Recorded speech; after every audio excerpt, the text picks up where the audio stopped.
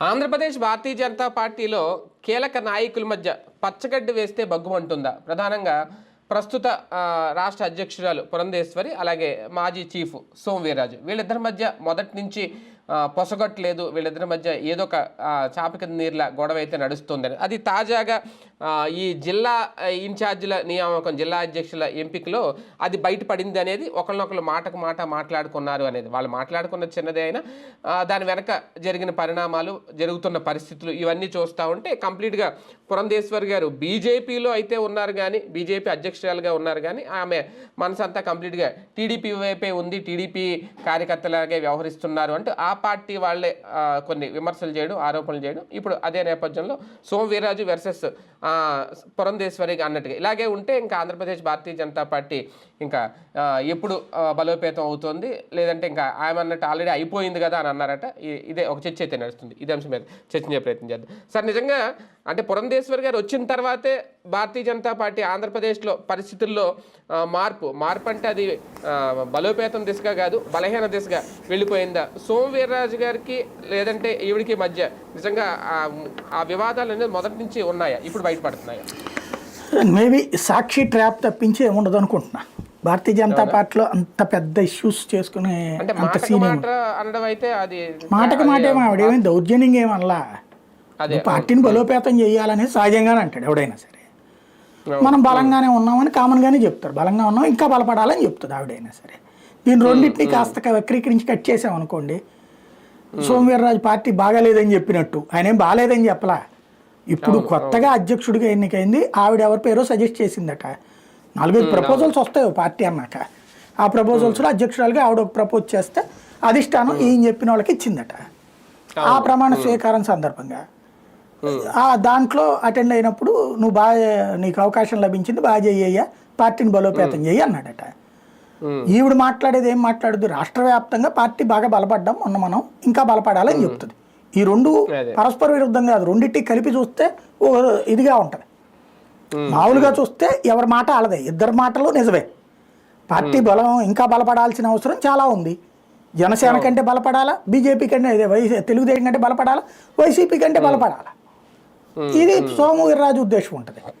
అదే సందర్భంలో ఆవిడ ఉద్దేశం ఏముంటుంది, ఆల్రెడీ మొన్న అంతకుముందుతో పోల్చుకుంటే ఏకంగా 8 స్థానాలు గెలిచాం, 3 పార్లమెంట్ స్థానాలు గెలిచాం, కాబట్టి ఇంకా బలపడ్డాం, ఇంకా బలపడాలని ఆవిడకుంటుంది. అవును, బలపడ్డాం కాబట్టి గెలిచాము అన్నారట. అంత మించి ఏముండదు ఇందులో. కాకపోతే ఆమె ఇప్పుడు రాజమండ్రి ఎంపీ ప్లస్ అధ్యక్షురాలుగా ఉన్నారు, కానీ అక్కడ అధిష్టానం దగ్గర ఆమె మాట నగ్గలేదు ఒక జిల్లా అధ్యక్షుడిని పెట్టే విషయంలో. కానీ అక్కడ సోము వీర్రాజు గారు అయితే నగ్గించుకోగలిగారు అనేది కూడా. అంటే సోము వీర్రాజు గారిది ఇంకా అక్కడ బలం కనిపిస్తోందా, అది ఈమెకి ఏమైనా నచ్చట్లేదా? ఇప్పుడు ఆయన మీదకి ఆవిడని రెచ్చగొడుతున్నట్టు అంతకు మించి ఏం లేదు. ఇప్పుడు మొన్న అభ్యర్థులు పంపించిందండి పేర్లు, ఆవిడ పంపించిన వాళ్ళు అందరికి ఇచ్చారు టికెట్లు. అలా ఇస్తే అది నియంతృత్వం అవుతుంది కదా. అవును, భారతీయ జనతా పార్టీ అధినాయకత్వం 4-5 రకాల సోర్సెస్ ఉంటాయి. ఆయన ఎవరు, మధుకర్ గారిది ఉంటుంది ఒక లిస్టు, ఈయనది ఉంటుంది, ఆ తర్వాత 4-5 ఉన్నారు కదా పార్టీ తరఫున. జాతీయ నాయకుడు, జాతీయ ఇన్ఛార్జ్ ఒక ఆయన ఉన్నారు, ఆయన నుంచి ఒక లిస్ట్ తీసుకుంటారు. అట్లాగే సోము వీర్రాజు నుంచి ఒక లిస్ట్ తీసుకుంటారు, మాజీ అధ్యక్షుడు కాబట్టి. వీటిట్లలో వాళ్ళు ఫైనల్ చేసుకుంటారు అక్కడ వాళ్ళ పనితీరు, వీటిని బేస్ చేసుకుని అది వీళ్ళకి చెప్తారు. సింపుల్గా జరిగేది అది.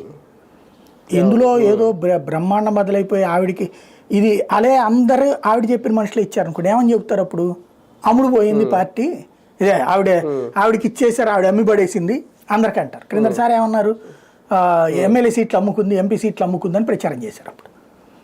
అట్లాగే ఇప్పుడు ఇచ్చేస్తే అందరికి అమ్ముకుందని చెప్తారు. ఇచ్చినా ప్రాబ్లమే, ఇవ్వకపోయినా ప్రాబ్లమేనా పాపం. అంటే అధ్యక్షురాలు హోదాలో ఉన్నారు కాబట్టి ఆవిడ తెచ్చుకుంటే తెచ్చుకున్నది ఆవిడ. అది కాదు, అందరి కాదు కదా, కొన్ని 3 చాలా మంది ఆమె చెప్పిన పేర్లే వచ్చినాయి, వేరే వాళ్ళు చెప్పిన పేర్లు కూడా వచ్చినాయి. తప్పే ఉంది అందులో. వాళ్ళు కార్యకర్త కాకుండా బయట నుంచి తెచ్చి ఏ తెలుగుదేశం ఉన్న తెచ్చి పెట్టుంటే, ఇప్పుడు అదేది మీ నియోజకవర్గం మీ పక్కన ఉంది కదా, ఆయన పేరేంది, ఆనపర్తి లాగా చివరికి సొంత నాయకుడిని పక్కన పెట్టేసి తెలుగుదేశం వాళ్ళని తెచ్చి బీజేపీకి అండవ వేసినట్టు అయితే కనుక తప్పు అవుతుంది. కానీ బీజేపీలోనే మొదటి నుంచి పురంధేశ్వరి గారు టీడీపీకి ఇంకా అంటగాగుతున్నారు అనే ప్రచారం మరి ఎందుకు జరుగుతుంది సార్? ఆ నాయకుల్లో కూడా ఆ ఫీలింగ్ ఎందుకు కనబడుతుంది? అది సృష్టిస్తున్నారు. వాస్తవంగా అయితే బాబు గారికి శత్రువు కదా ఇదివరకు దగ్గుబాటి కుటుంబం అంటే, పురంధేశ్వరి గారు అయినా సరే ఆనాటి అగ్రెసివ్నెస్ ఇప్పుడు పాటించట్ల. ఆవిడ పెద్దరికం వచ్చింది, ఈ వయసు వచ్చింది కదా, ఆవిడ పెద్దరికంగా ఉంటుంది. అప్పటి ప్రతీకార తరహా ధోరణి చంద్రబాబు దగ్గర లేదు. ఆయన మర్యాదగా ఉంటున్నాడు. వాళ్ళిద్దరు కొట్టుకోవట్లేదు కాబట్టి ఇంకెవరితోనో గొడవలు ఉన్నాయని వాళ్ళిద్దరు కలిసిపోయారని చెప్తున్నారు. ఏం కలిసిపోయారు అందులో? బేసిక్గా మామూలుగా ఇప్పుడు కూటమిలో అన్నప్పుడు కలిసి ఉండటం తప్పదు. అది ఎవరన్నా రేపు పొద్దున ఇంకొక కూటమి అధ్యక్షుడే వచ్చాడు అనుకున్నాం బీజేపీకి, చంద్రబాబుతో అన్న శత్రుత్వం పెట్టుకుంటారా ఏంది? వాళ్ళతో స్నేహం మెయింటైన్ చేయాల్సిందే కదా కేంద్రంలో అవసరమైనప్పుడు. రాష్ట్రంలో కలిసి ఉన్నప్పుడు మరి చేయకుండా ఎట్టుంటారు? రోజు చేస్తే ఇప్పుడు పవన్ కళ్యాణ్ ఏమంటున్నారు? రచ్చరచ్చ చేయట్లా అంటే విధానం పరమైన నిర్ణయాల్లో కలిసి ఉండొచ్చు, పార్టీకి సంబంధించిన నిర్ణయాలు ఎవరి నిర్ణయం వాళ్ళదే కదా, ఎవరి పార్టీ బలోపేతం. అవును, ఇప్పుడు ఒక్కటన్నా చంద్రబాబు గారు చెప్పినందువలన పురంధేశ్వరి గారు నిర్ణయం తీసుకున్నారు ఒక్కటి చెప్పమనండి. లేదు కదా. లేదా పురంధేశ్వరి గారు ఎవరినన్నా తన పార్టీ సంబంధించిన వాళ్ళని తెలుగుదేశంలో పంపించి అన్న పోస్టులు ఇప్పించారా? లేదు కదా. ఇంకా అందులో కుంభకోణం ఏముంది? అనవసరపుగా ఆడిపోసుకోవడం, అంత మించి ఏం లేదు. ఆవిడ ఏంటంటే జనంతో కలిసే రకం కాదు. ఆ ఎన్టీ రామారావు లెగసీ ఉంది, ఆ పెద్దరికం, ఆ స్థాయి, ఆ రేంజ్ మెయింటైన్ చేస్తుంటుంది. ఆ రేంజ్ మెయింటైన్ చేసేటప్పటికి మిగతా వాళ్ళతో కలిసే మనస్తత్వం తక్కువ. దానివల్ల ఈ ఆరోపణలు ఎక్కువ వస్తుంటాయి. ఆవిడ అందరితో కలిసిపోతా, టీ తాగుతా, టిఫిన్లు చేస్తా, అందరితో కూర్చుంది అనుకోండి, అది వేరేగా ఉంటుంది. మామూలు కార్యకర్తలతో ఆడతేళ్లతో కలిస్తే కార్యకర్తల దగ్గర పెద్దమ్మలాగా ఉంటుంది, పార్టీకి చిన్నమ్మలాగా ఉంటుంది. దానివల్ల సమస్య వస్తుంది, అంత మించి ఏం లేదు ఆవిడకి. సార్ బీజేపీలో కూడా కాపు వర్సెస్ కమ్మ అనే సీన్ ఏమన్నా కనిపిస్తుందా పురంధేశ్వర్ గారు వచ్చిన తర్వాత? అది ఎందుకంటే ఒకప్పుడు కాపులకు ప్రాధాన్యత ఇస్తుంది ఆంధ్రప్రదేశ్లో భారతీయ జనతా పార్టీ అనే దాని నుంచి ఇప్పుడు ఈమెను పెట్టిన తర్వాత ఆ వేరియేషన్ ఏమన్నా చూస్తున్నారా నాయకులు? అందుకని ఈ విభేదాలు పెరుగుతున్నాయి. అట్లేం లేదండి. ఒకప్పుడు లెక్కనైతే ఈ సుదీర్ఘకాలం పాటు వాళ్ళు కమ్మకే ఇచ్చారు, వెంకయ్య నాయుడు, లేకపోతే ఆయన పేరేంది హరిబాబు, అట్లాగే ఎంతమందికి ఇవ్వలేదు.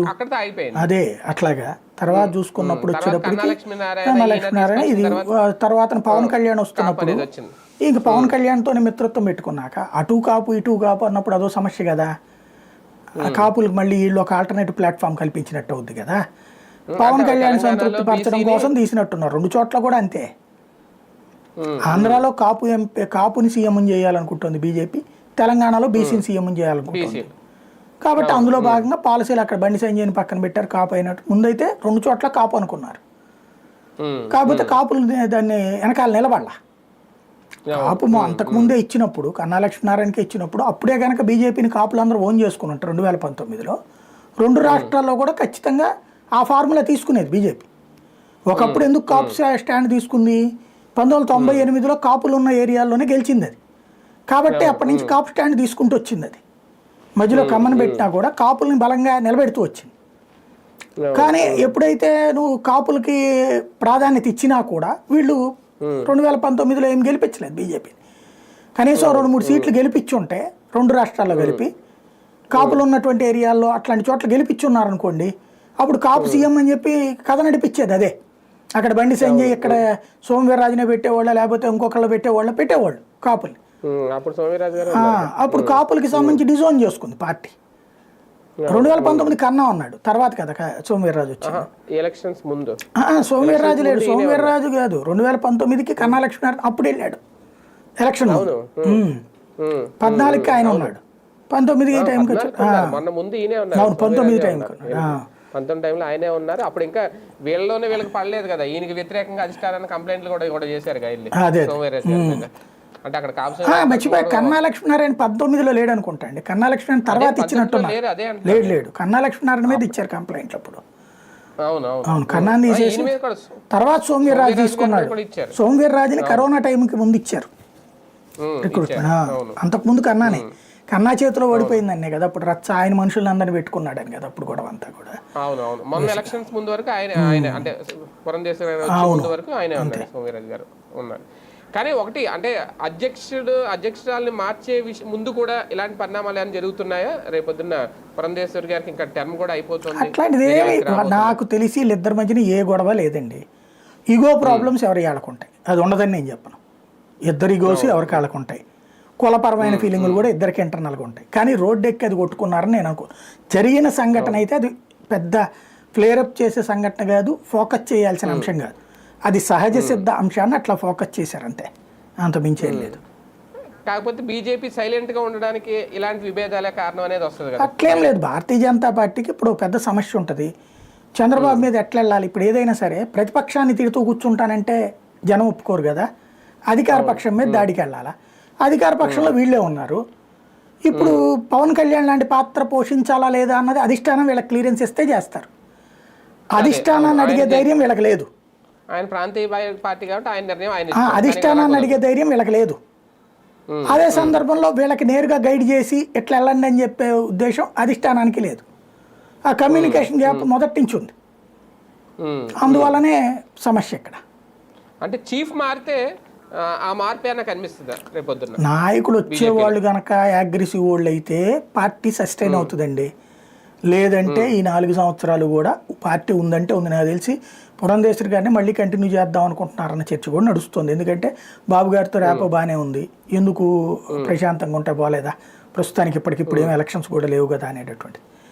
రెండవది సుజనా చౌదరి గారు బాబు గారి శిష్యుడు, లేకపోతే బాబు గారికి అభిమాని బాగా, కాబట్టి ఆయన పేరు కనబడుతుంది. సీఎం రమేష్ని పెట్టకపోవచ్చు నాకు తెలిసి. సీఎం రమేష్ మళ్ళీ ఇక్కడ క్యాస్ట్ ఈక్వేషన్స్ అంటున్నారు కదా, ఖమ్మ నుంచి ఇస్తే వీళ్ళిద్దరిలో లేదు. బీసీల నుంచి ఇచ్చేటట్టయితే కనుక మాధవ్ పేరు అనబడుతోంది, పూడి తిరుపతిరావు పేరు అనబడుతోంది.